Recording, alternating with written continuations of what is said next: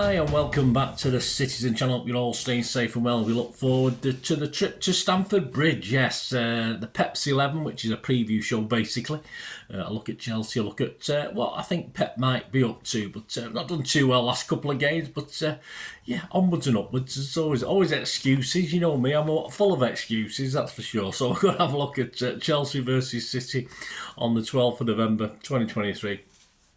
Premier League match day 12, of course, and we've got a little break, so let's hope we finish on a high. We go into this top of the league, let's hope we come out of it top of the league, but we'll have to see, won't we? This is on Sky Sports. We are first, played 11, 27 points. Chelsea are down in 10th at the moment. I'll explain a little bit about that. Played 11, 15 points, so a good 12 points behind us.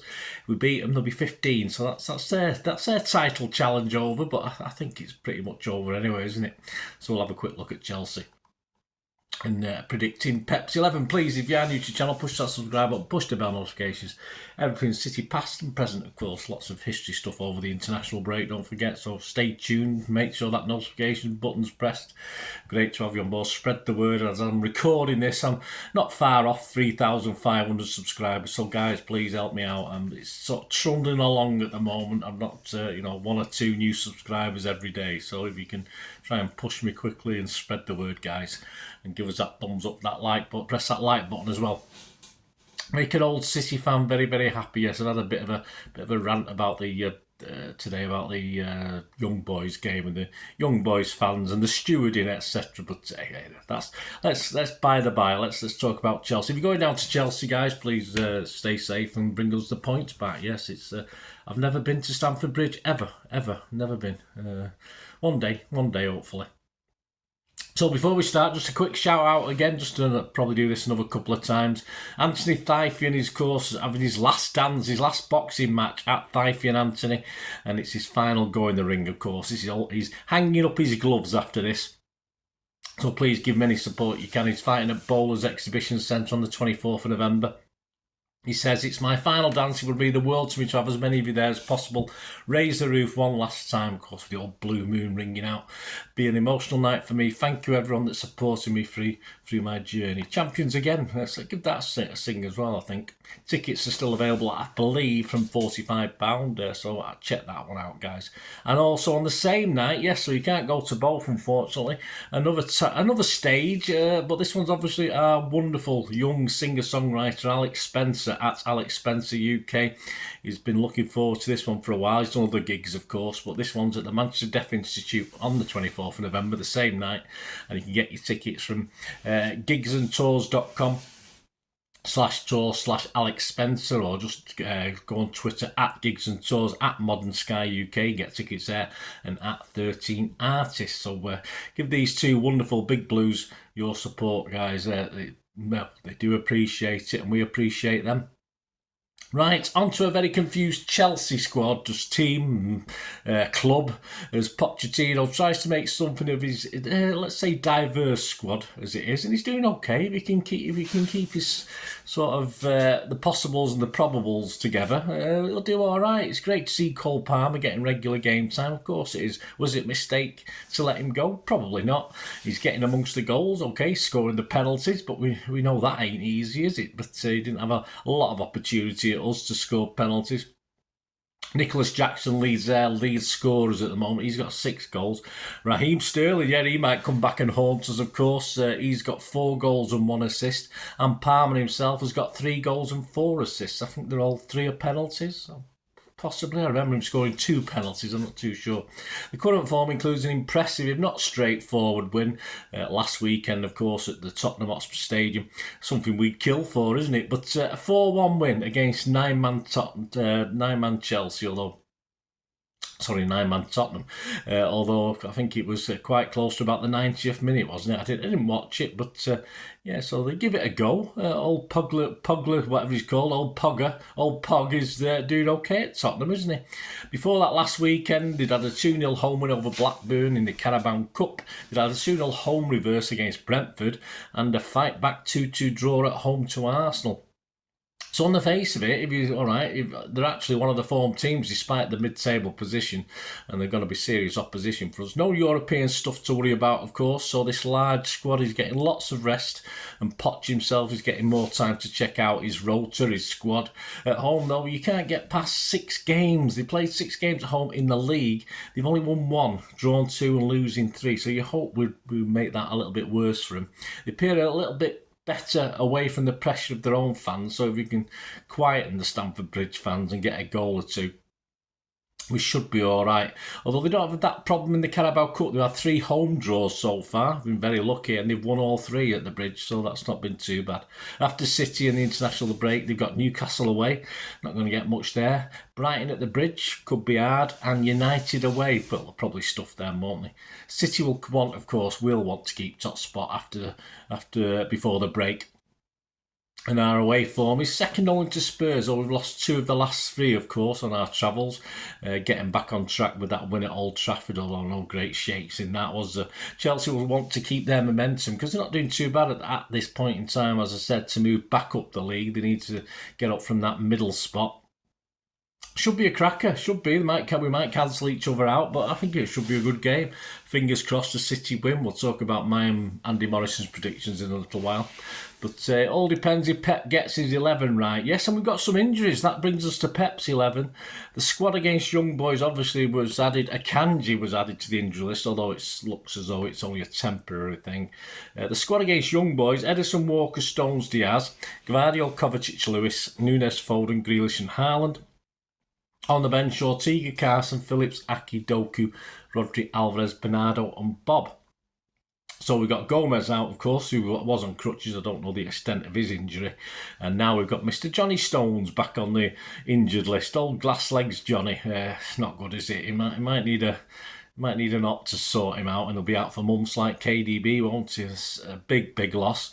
And of course, Akanji, who either fell ill or got a little injury in the warm-up. We're not too sure which. I've not been able to get to the bottom of which one of those it is. You might know by the time you're watching this. Akanji is expected to be fit for this, or at least be available. Was anyone rested for Chelsea last night? Well, obviously Walker was aimed to be rested, wasn't he? So I think he'll start at the Bridge, as he was subbed early as well. So I think that all points to a Walker start in this game. Doku, Rodri, Alvarez and Bernardo possibly were all rested in the starting 11 last night as I'm recording this. Possibly Aki, although he did get 45 minutes, and I think it's Aki or Gvardiol. He's not going to have both, and Gvardiol played very, very well against Young Boys, so Aki might miss out to Gvardiol. Who came off that will start? Well, obviously we mentioned Walker. He came off, of course. He'll definitely start. Haaland, I don't think there's any doubt about that, is there? And Kovacic came off, but it was fairly late on. I'm not overly sure whether he'll start against his old club. I know they like to go back, but it might be not the best idea. If we're going to be a bit more defensive, possibly, but I'm not too worried if he doesn't start. Anyone borderline who may have earned a spot after playing against Young Boys? Well, I say Gvardiol, we mentioned him, he's got a good chance. Certainly, if Pep doesn't prefer the more defensive-minded Aki for this Chelsea game, he could possibly do that. Lewis, but if Alvarez plays, that will possibly put an end to his chances, because of course that Lewis played a more forward role, didn't he, against Young Boys. Grealish is the other one. I just can't see. He's done it before. I just can't see Pep playing him and Doku for this one. It'd be brave and well, not brave, but it'd be the right thing to do in theory from an attacking point of view if he plays them both. But I just can't see it against Chelsea. So this is my tentative 11, taking into account all those ifs, buts, and wherefores. Edison, Walker, Diaz. Akanji, if he's fit, otherwise Aki will slot in there, obviously with Gvardiol as well. So we've got centre halves. We'll say we're missing Stones now, which is a bit of a blow. So so if Akanji's not fit, then I think Aki might end up on the team sheet starting 11. He might do anyway. Edison, Walker, Diaz, Akanji, Gvardiol, Rodri, Foden, Bernardo, Alvarez, Doku and Haaland. Yes, so no surprise if any of these 4 are in the starting 11. No, Aki, Lewis, Kovacic and Grealish. But it will be more of a surprise if either Bob and Nunes, who are the only fit ones left after that really, do get into the team. So There you go, my 11. Edison, Walker, Diaz, Akanji, Gvardio, Rodri, Foden, Bernardo, Alvarez, Doku and Haaland. I think that's a good team. Reasonably balanced. Of course, I think Bernardo will play a bit more defensively, though. As I say, I like to see him in and around the opponent's box. But based on the fact Kovacic isn't there, I think Bernardo will play a little bit more holding role, a bit more defensively, perhaps, than up top. Let me know yours, guys. Let me know your 11. It'd be great to hear from you. What you've got.